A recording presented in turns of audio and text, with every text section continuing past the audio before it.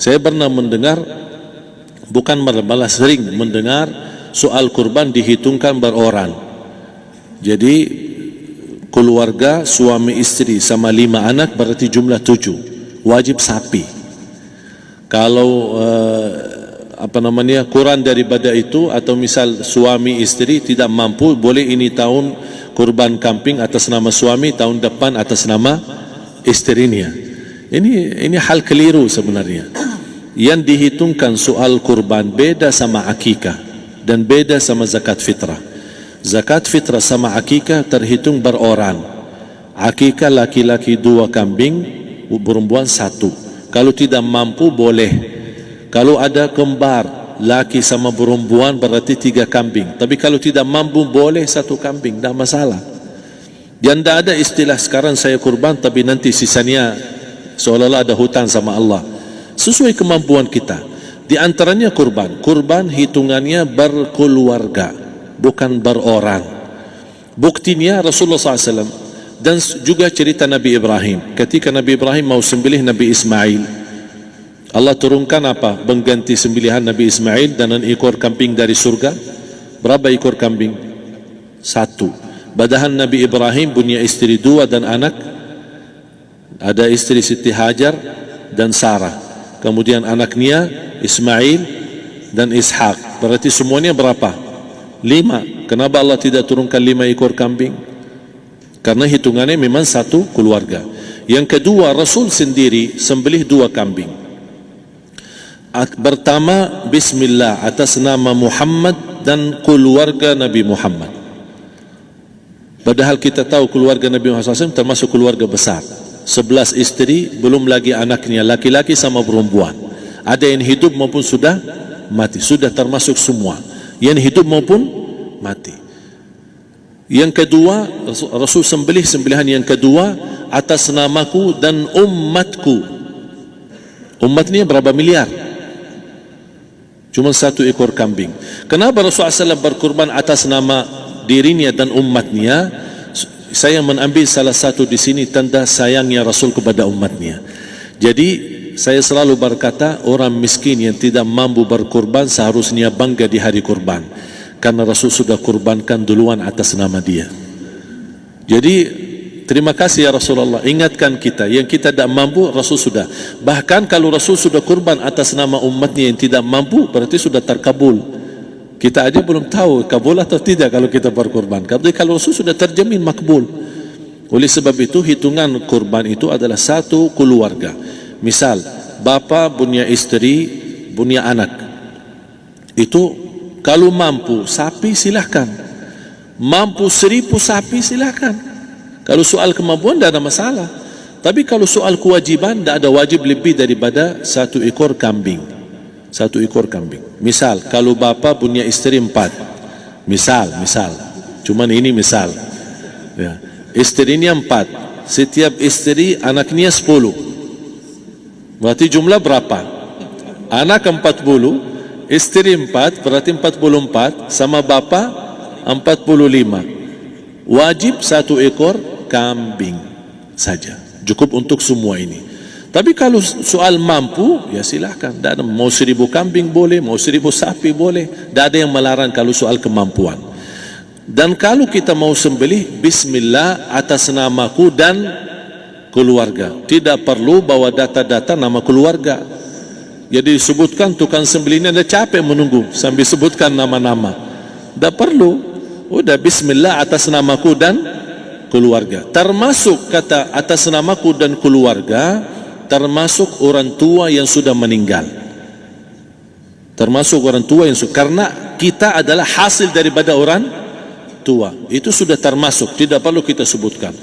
Ada sebagian ulama membolehkan kalau kita mampu, mau khusus kambing atas nama orang tua, tidak masalah kalau kita mampu. Tapi kalau kita tidak mampu, itu sudah termasuk orang tua kita bersama keluarga besar kita. Ini salah satu kenikmatan, dan ini termasuk juga sedekah yang berguna bagi orang yang sudah meninggal di keluarga kita. Wallahu ta'ala alam. Dan juga masalah panitia, bisa kita mewakili. Kalau kita tidak mengerti sembelihannya dan tidak mengerti cara bagiannya, Tapi ada satu sunnah yang termasuk kehilangan sunnah ini adalah banyak yang tidak mau makan dari hasil kurban. Padahal itu sunnah Rasul. Dari akikah boleh makan, dari kurban pun boleh makan. Bahkan sunnah SAW dibagi 3. Sepertiga pertama dihadiahkan. Maksudnya kata dihadiahkan kepada orang kaya. Misal tetangga saya tapi orang kaya, dia bukan miskin, tapi boleh saling hadiah karena inti daripada hadiah silaturrahim. Ada keluarga kita termasuk mampu, tapi saya kasih, ini alhamdulillah saya sembelih sapi. Barangkali dia tidak mampu cuma sembelih kambing, udah kita dapat daging kambing, dia dapat daging sapi.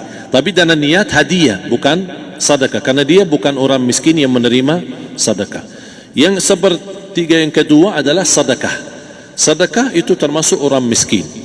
Yang ketiga, kita makan sendiri. Bahkan Rasulullah SAW selepas Idul Adha, beda sama Idul Fitri. Sebelum Idul Fitri dia makan kurma, meyakinkan batalan puasa.